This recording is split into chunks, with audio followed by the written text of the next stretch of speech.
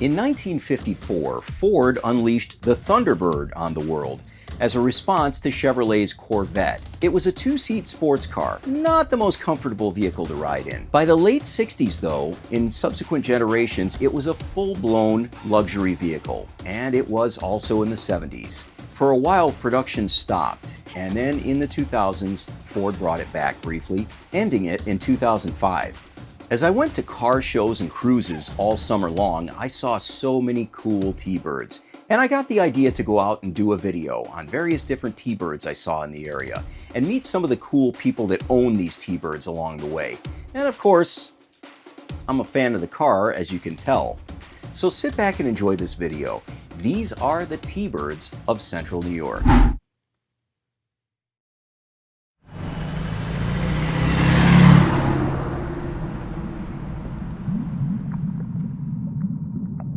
This 57 T-Bird is my dream car. 25 years I've had it. It'll be 25 years this month. And I saw one several decades ago and I said someday I'm going to have one. So the 57 T-Bird is one of 3 years, 55, 56, and 57s that are called the baby birds. And after the 57, they became 2 headlighted ones. This one's got just 1 headlight. And they grew a little bit bigger. It was put in production to compete with the Corvette. Why a T-Bird? Because I could like it. I liked it. No special reason. It's not because I'm a Ford fanatic. It's not because I wanted, a Ford. It's because I saw the T-Bird decades ago and said someday I'm going to have one of those. When I bought it sight unseen. It came from San Francisco. My criteria was it's got to be red and white.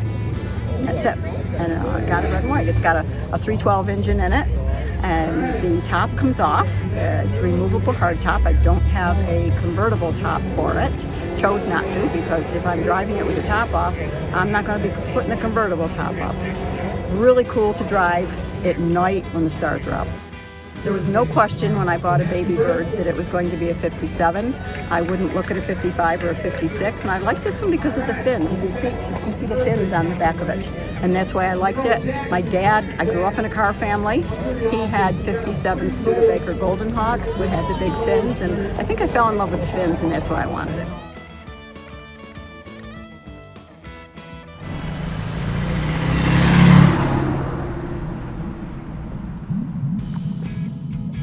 It's a 1960 Ford Thunderbird, last of the Squarebirds, as they were known.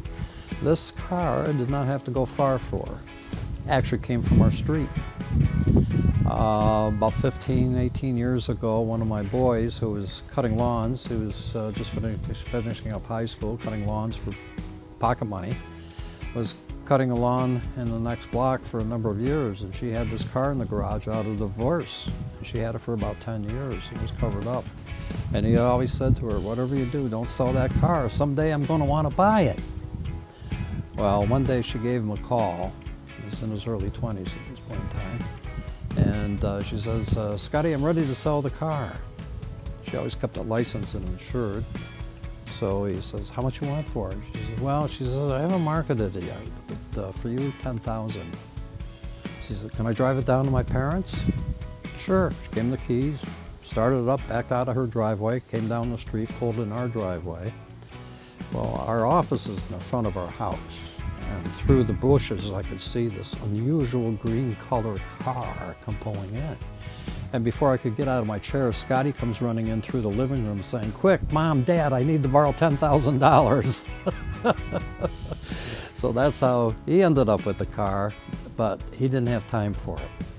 And after about 2 years, still he hadn't paid us for it. And he said, Dad, he says, I just don't have time for the car and I'm afraid it's going to get damaged. It's in my way.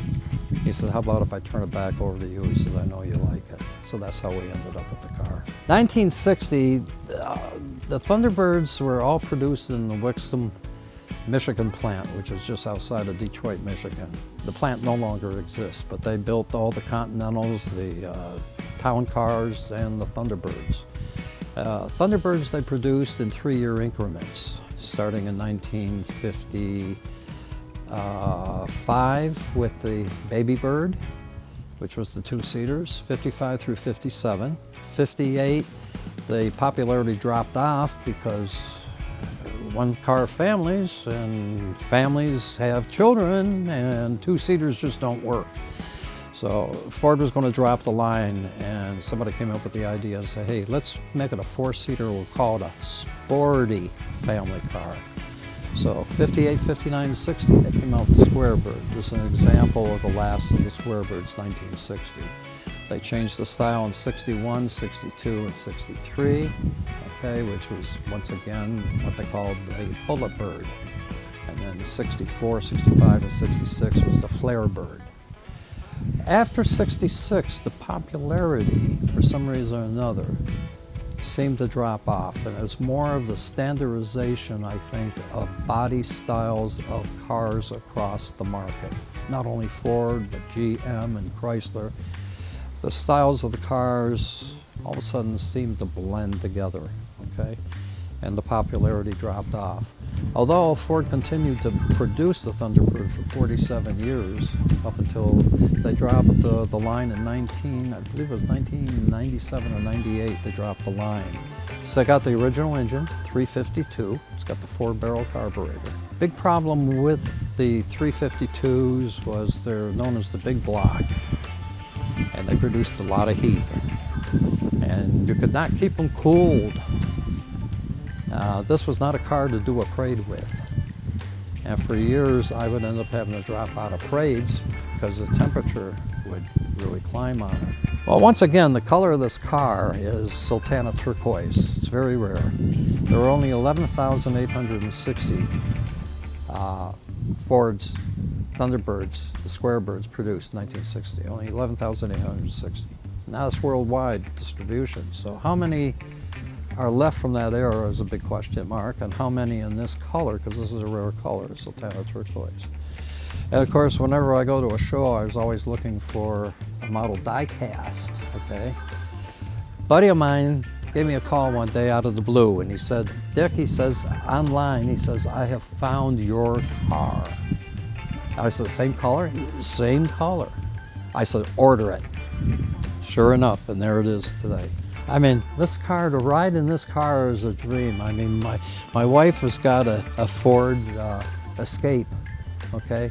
You can feel every hole, every bunt, every imperfection in the pavement. This is like riding on a cloud.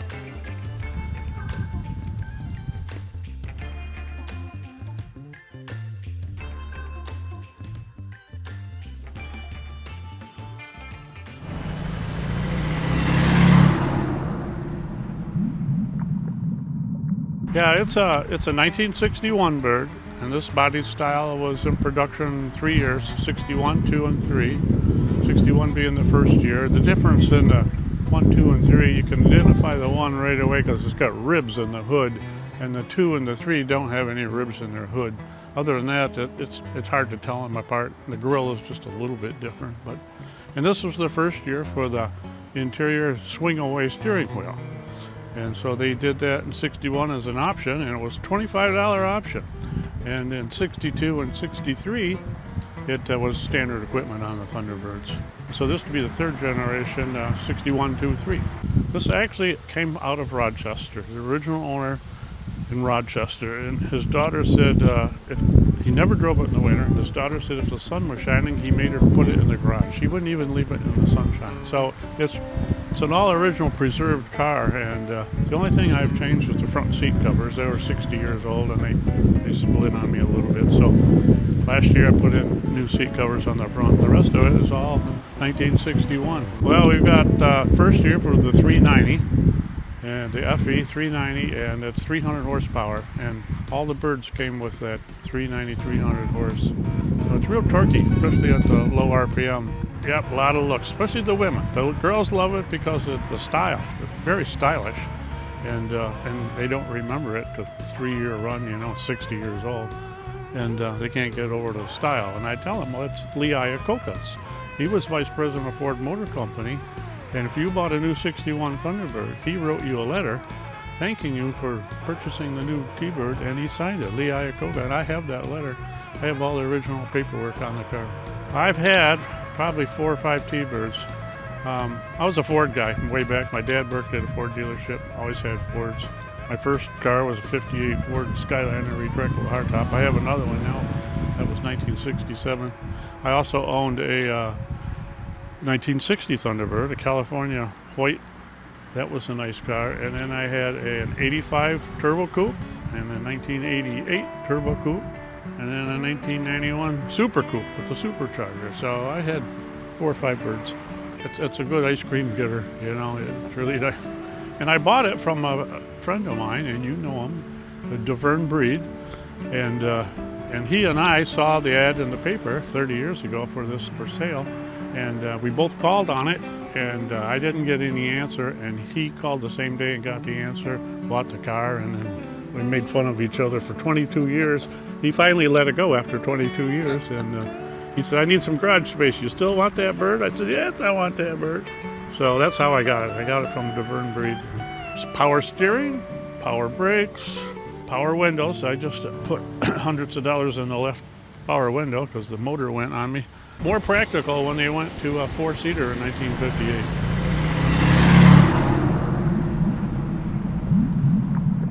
The older one's in 1978. I got that for my 60th birthday present to myself. And the reason, Rick, is probably not unlike a lot of guys with classic cars. Had one when I was a kid, brought back great memories, love it. And this baby rides like a sofa. It floats down the road. 351 modified engine, all original. It's beautiful. T-tops, which are kind of rare, in great condition. You may have seen the those pop-up headlights. That's a kind of a great little feature. So yeah, just a wonderful car, and I feel 50 years younger. That car is pictured in a sales brochure with the wire wheels. So, but other than that, that's it. It's been great.